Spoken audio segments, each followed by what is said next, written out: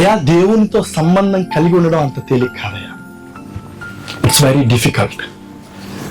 మీరు అనుకోవచ్చు దేవుడు కరుణామయుడు, దేవుడు ప్రేమామయుడు, దేవుడు చాలా మంచోడు. Wow, absolutely correct. మీరు దేవునికి ఒకవైపే చూస్తున్నారు, దేవునికి ఇంకొక వైపు ఉంది. కాదయ్యా, దేవునికి ఇంకొక వైపు ఉంది. అదేంటో తెలుసా? దేవుడు మోషేని ఎంతగానో ప్రేమించాడు. ప్రేమించాడా? ఎంతగా ప్రేమించాడంటే, మోషే నా ప్రజలను విడిపించు అన్నాడు. దారి మధ్యలోకి వచ్చేసేటప్పటికి నీ ప్రజలు ఏం చేస్తున్నారో చూడుకో అన్నాడు. అర్థమైందా నా మాట? నా ప్రజల్ని విడిపించు అన్న దేవుడు నీ ప్రజలు ఏం చేస్తున్నారో చూడుకో అనే స్థాయికి మోషే ఎదిగిపోయాడు. మోషే ప్రజల్ని అంతగా ఓన్ చేసుకున్నాడు. మోషే దేవునితో నడుస్తూ ప్రజలు వేధిస్తున్న, ప్రజలు బాధిస్తున్న, ప్రజలు తిరుగుబాటు చేస్తున్న, ప్రజలు విననొల్లకుండా మార్టికి విసిగిస్తున్న, ఎన్నిసార్లు వ్యతిరేక భావంతో మాట్లాడుతున్నా, ఎన్ని గొప్ప అద్భుతాలు చూసినా ఆ ప్రజలు తిరుగుబాటు తత్వాన్ని చూసి ప్రజలకి దేవునికి అడ్డుగా నిలబడ్డాడు.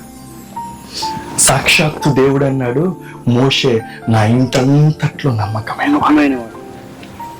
ఎంతగా దేవుడు ప్రేమించాడంటే, మోషే నాయనా నువ్వు బయటికి వెళ్ళిపో, నువ్వు పాలెం నుంచి బయటికి వెళ్ళిపో. ఈ ప్రజలు విననొల్లని ప్రజలు, ఈ ప్రజలు మాట వినే ప్రజలు కాదు. ఒక్క ఏటుతో ఈ ప్రజల్ని సంహరించి నీలో నుండి ఒక జనాంగాన్ని పుట్టిస్తా, నీలో నుండి ఒక జనాంగం వస్తుంది. ఇక మీద అబ్రహాం, ఇస్సాకు, యాకోబు ప్రజలు అనరు, మోషే ప్రజలు అంటారు. ఇది ఎంత గొప్ప భాగ్యం. ఈ రోజు మీలో నాలో ఒకవేళ అలాంటి ఆపర్చునిటీ అంటే మనం ఏమంటాం? వండర్ఫుల్ ప్రభువా, ఈ ఎదవాళ్ళు అసలు మాట ఎండరు. ఎన్నో రోజులు చెప్తున్నా దేవా, నా మాట ఇప్పుడు అర్థమైంది నాయన. పాలెం కొద్ది దూరం పోతాను, నా భార్య పిల్లలు ఒరే నాయన రెడీగా ఉండండి, సూట్ కేసు సర్దండి, పోదాం, మన టైం అయిపోయింది. ఆమె మోషే ఏం చేశాడు? మోషే ఏమన్నాడు తెలుసా? అడ్డంగా నిలబడి, ప్రభువా జీవ గ్రంథంలో నుండి నా పేరైనా తీసేయగా ఈ ప్రజల్ని ముట్టదు ప్రభువా. అవునా? మీరు ఏ రోజైనా ఆలోచించారా ఎందుకు దేవుడు ఆ ప్రజలను వదిలేశాడు?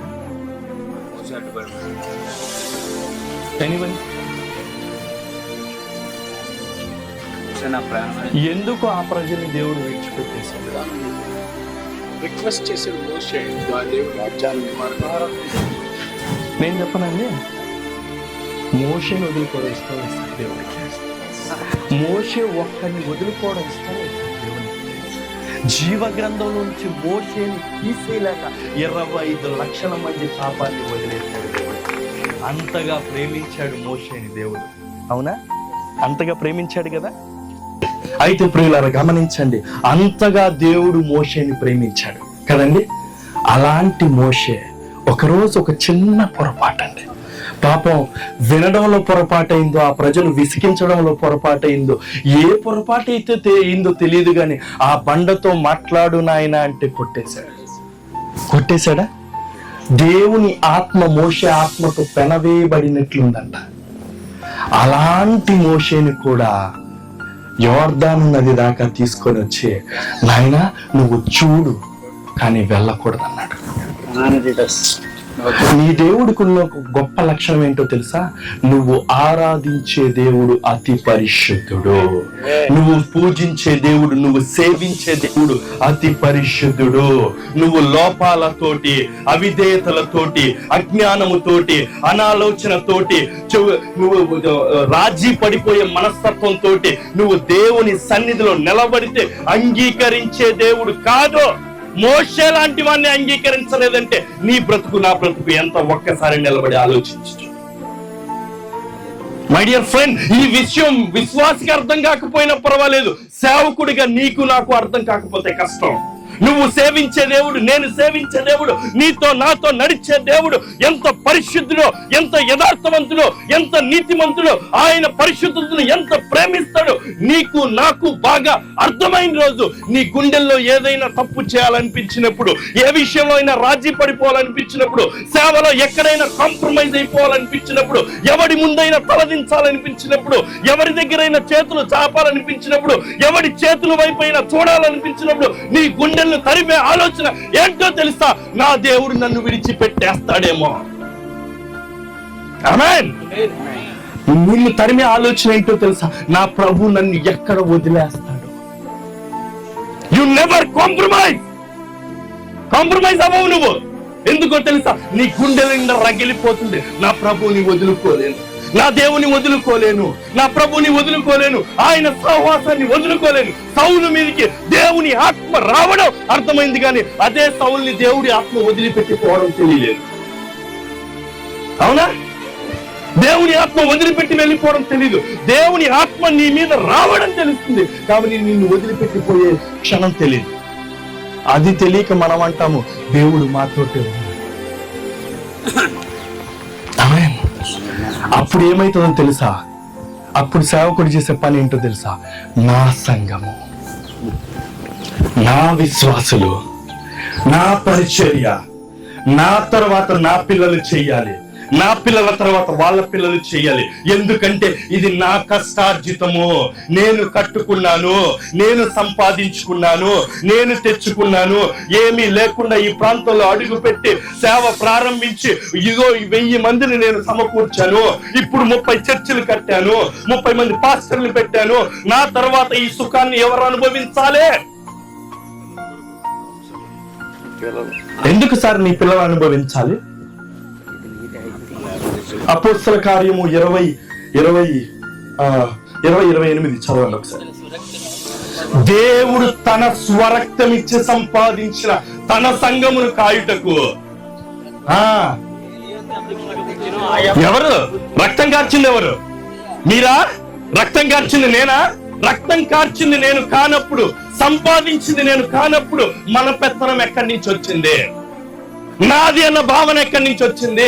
నాది నాది నాది నాది నాది అని పరిగెడుతున్నావు కాబట్టి సేవలో నువ్వు చూసే ప్రతికూలతలు, నువ్వు చూసే ఇబ్బందులు, నువ్వు చూసే పోరాటాలు, నువ్వు చూసే ప్రతిదీ దేవుడు కూడా అంటున్నాడు, నాయనా నీ సేవ నువ్వే చూసుకో,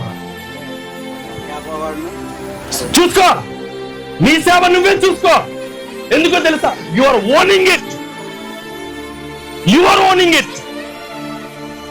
దేవుడు తన స్వరక్తం ఇచ్చి సంపాదించిన సంఘాన్ని కాయడానికి నిన్ను నన్ను నమ్మి నీ చేతికి నా చేతికి అప్పగించాడన్న ఆలోచన స్పృహలో ఈరోజు సేవకుడు లేడు.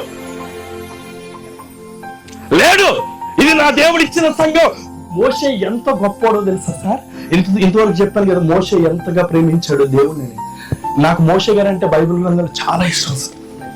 అద్భుతమైన నాయకుడు సార్. ఎంత అద్భుతమైన నాయకుడు అంటే 40 ఏళ్ళ విన్నోళ్ళని ప్రజలతో ఏగాడు సార్. చిరాకొచ్చి దేవుడు అన్నాడు, నేను రాను మోషే, నేను రాను,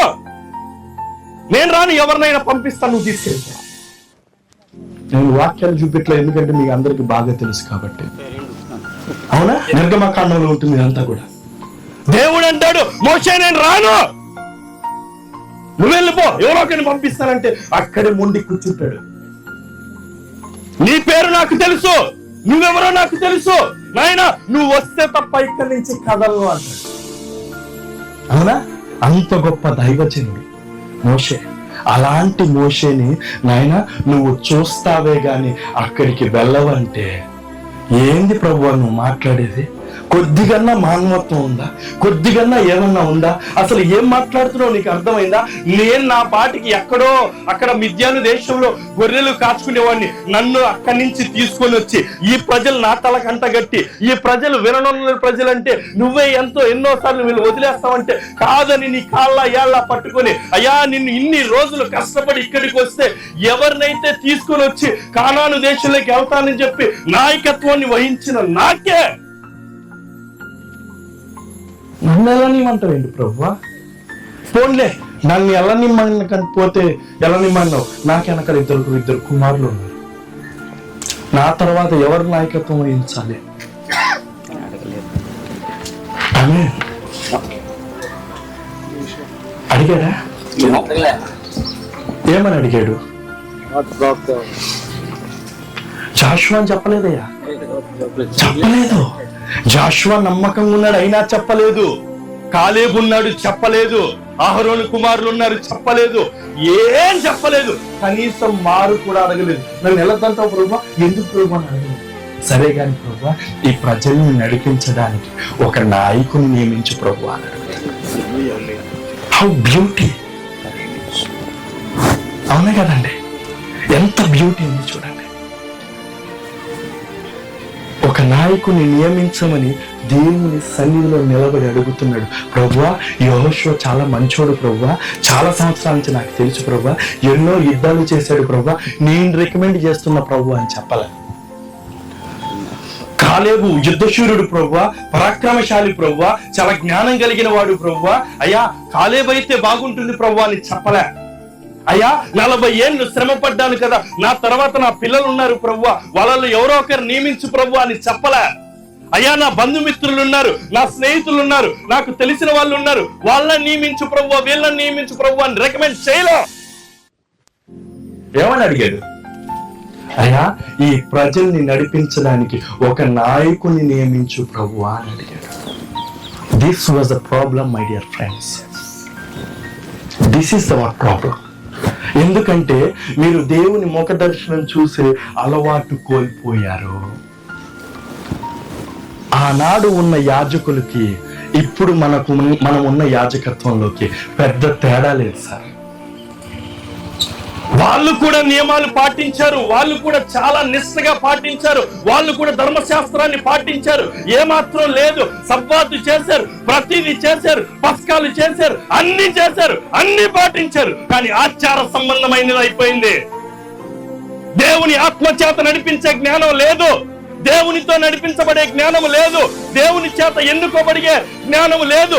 దేవుని ఆత్మ చేత దేవుని సేవకుడు ప్రతి ఉదయాన దేవుని సన్నిధిలో నిలబడి ప్రభువా ఏం చేయమంటావు, ఏం మాట్లాడమంటావు, ఏం మాట మాట్లాడమంటావు, ఎవరు అవసరాల్లో ఉన్నారు, ఎవరు ఇబ్బందుల్లో ఉన్నారు, ఎవరికి ఏం మాట కావాలి అని అడిగే దైవ సేవకులు తక్కువ. ఎలాంటి దైవ సేవకులు ఎక్కువ తెలుసా?